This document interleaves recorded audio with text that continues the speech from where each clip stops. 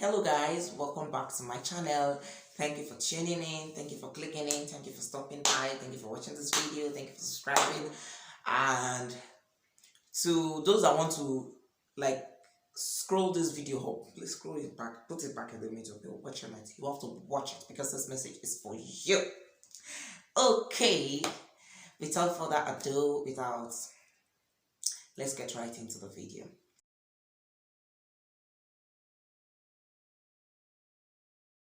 So today, my message, the purpose of this video is to talk to our single people. Singles, come closer. All right. First thing I want to say is, God is not mocked. Like, whatever it is that you want is what you sow. Because that's exactly what you will get in abundance, bountifully. Okay, why am I saying this? There is need for singles, not because because we have marriage in view, but because one day we are going to be getting married, but because of our person as a whole, like our relationship with God has to be solid, vital. That will not only help your marriage, that's the point I'm trying to make. It will not only help your marriage, it will help in all areas of your life. Financially, psychologically, career-wise, academically, sojournically, every areas of your life, you need God. So now don't start getting closer to God, going to church, reading the Bible, fasting, praying, going to the mountain, because you need the bone of your bone or the flesh of your flesh. No. Build the relationship. This message is not only coming from me. I know there must have been a lot of preachers or a lot of people that has talked about having a relationship with God. This stuff because of. Don't do it because of marriage. Our God is not mocked. You cannot deceive God because He already knows why you are doing a certain thing. He's the one that knows the ending from the beginning. You understand? So, because yes, I understand that some people, when it is time for marriage, or when it is time that they feel like, oh, I should be settled, they know that the best place to see a good man is in the presence of God. So they will now be going closer to that God. Like, let me shall be going close. Let me shall be going close. Because when I get close, I will see a man in the presence of God that will marry me. Then I will now change my move. You cannot You cannot, because God will not see you as being a promiscuous in view. Later you are going to be promiscuous. You have it on your head. You are going to be unsubmissive in view, and then God will not give you His own son. It's not possible. So if you want to love God, love Him for who He is. Love Him because you want Him to take charge of the whole of your life. Like, you want to totally submit to Him first. But yes, some people will now be going to church, especially in the school, when they get to school. First off, when they get to school, they would have been following, gets to the parties. When I see that they are now entering like 300 levels, they say, okay, we are now getting to the point of we'll finish. By 400 level, we'll finish the school. Then by after finishing the school, they'll now go to service. Then after service, what is next? I shall have a husband. It cannot work that way. You should love God for who He is and submit to all of yourself to Him, including your marriage. Marriage is very important. It is important that we should submit our whole self, including marriage. In fact, marriage is that vital, because when a mistake is made in the place of marriage, like the first time, it affects almost every part of one's life. I'm not saying marriage determines who you are. I'm not saying marriage is like the reason for your existence, but it is good to marry right. Ask those that are enjoying their marriage even after several years now. They will tell you it is good to marry right. And ask those that has made mistakes in marriage after so many years of being a single mother or single father. They will tell you it is good to marry right. At the end of the day, is marrying right that is most important. So don't gamble with it by trying to play pranks with God. It will not work. Love God, submit to Him the whole of yourself, not because you want to be married. And then another set of people, they are not even concerned about, because they can't go through the stress of, I want to be a spiritual person. You can't go through the stress. You have to be fasting, you have to be praying, you have to go to the mountain, you have to be reading the Bible, you have to be going to church. It's stressful for some people. We knew it. So what they do is, let me look for one pastor that will be praying on it. That will be doing tokeji gangalugu ebalajes. Epakole ma Jesu sister. Gari lo ma muto but marry right. If you did not marry right, hey, it's going to be a roller coaster. Yeah. So, to those set of singles that still believe, well, personal development in the spirit is not important. Personal development, hearing God by myself, is not of my business, none of my business. Let my pastor be doing that. That is the work that the pastor has taken. You're very wrong, girl. You're very wrong. Let me just tell you like that. You want to commit your marital journey into the hands of a man of God that might not even know what is going to happen tomorrow. That does not even know what is going to happen tomorrow. So you want that man to determine the journey of years for you. Applaud say. I know that there are some pastors that God has called. What I'm trying to say in essence is, do not commit your life to the hands of men of God. At the end of the day, men of God are still men. They are called, God sent them a message. But it is good to listen to your pastor. I'm not saying don't listen to pastor.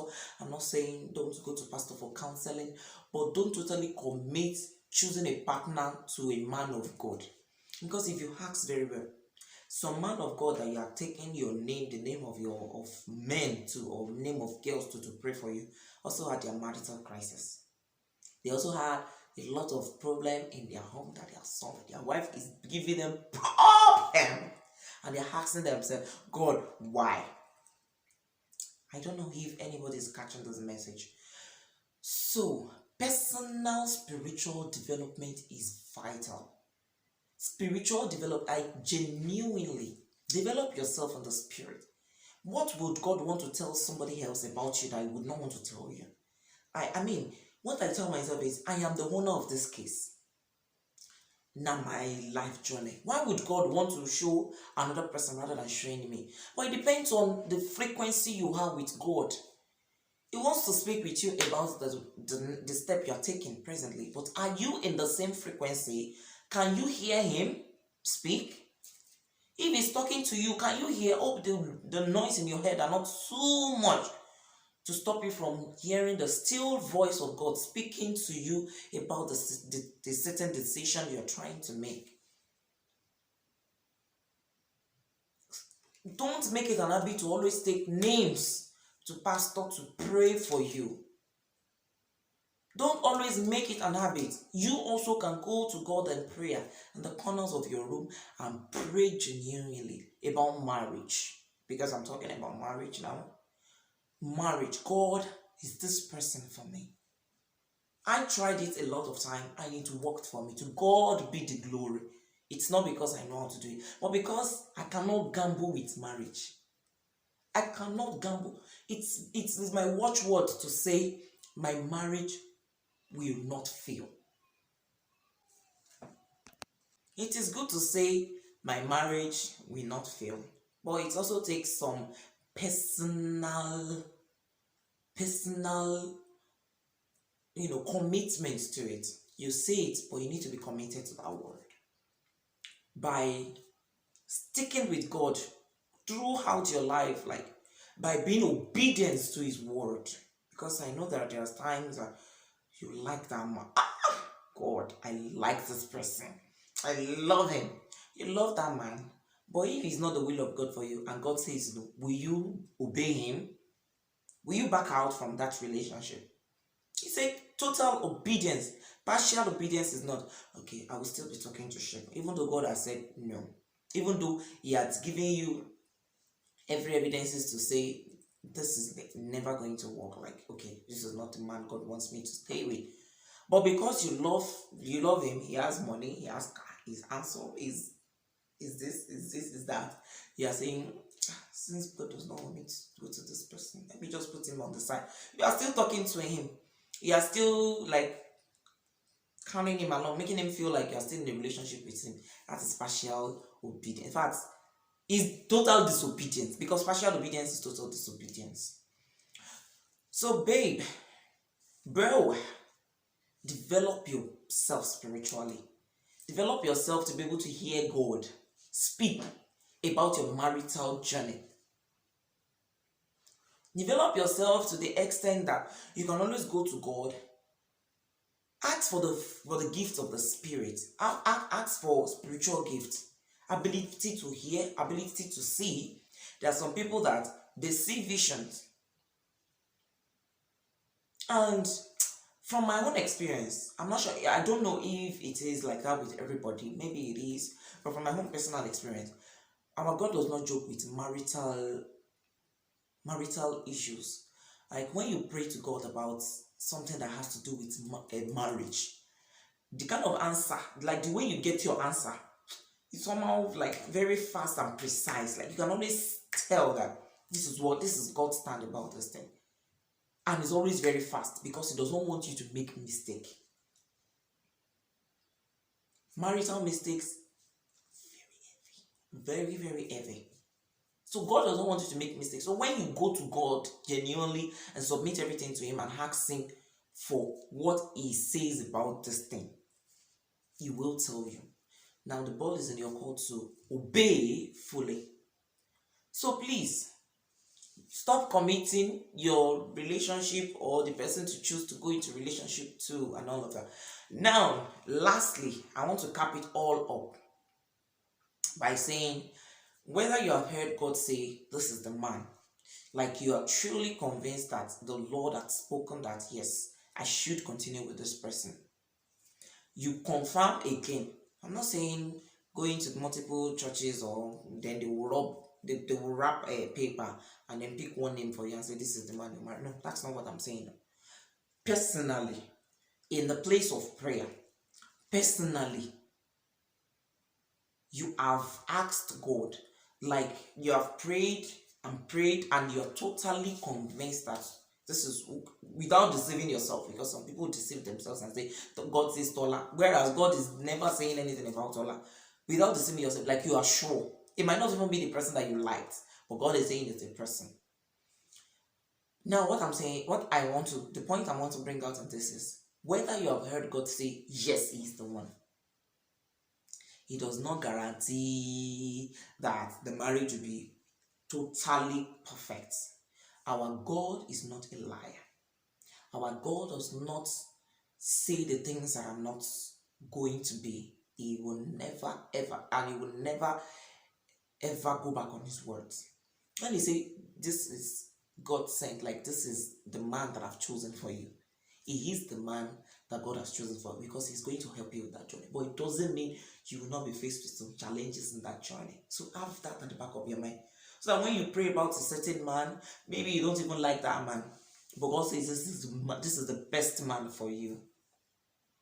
And then you start a relationship, and then you start seeing some things that you did not expect to see, and say, I took him because you don't like him. I said it. How can he be taller? No. You will also be faced with your own challenge. You will also be faced with some trials. But with God, going back to God when you are faced with this trial, going back to God because God has told you to go ahead and ask Him for solution is the best way. Not totally now say, oh yes, now it's over. God, give me another man. Who is another man? No. Try and always be consistent on a place of prayer. Try and be consistent in fellowshipping with God. Devote your life to God. Not because of marriage, not because of relationship, not because of you are ready to now choose a spouse, now you're desperate. Because you want God to direct every aspect of your life, marriage inclusive. I know God has blessed you with this message. Please like, share, and subscribe to this channel. See you. Bye.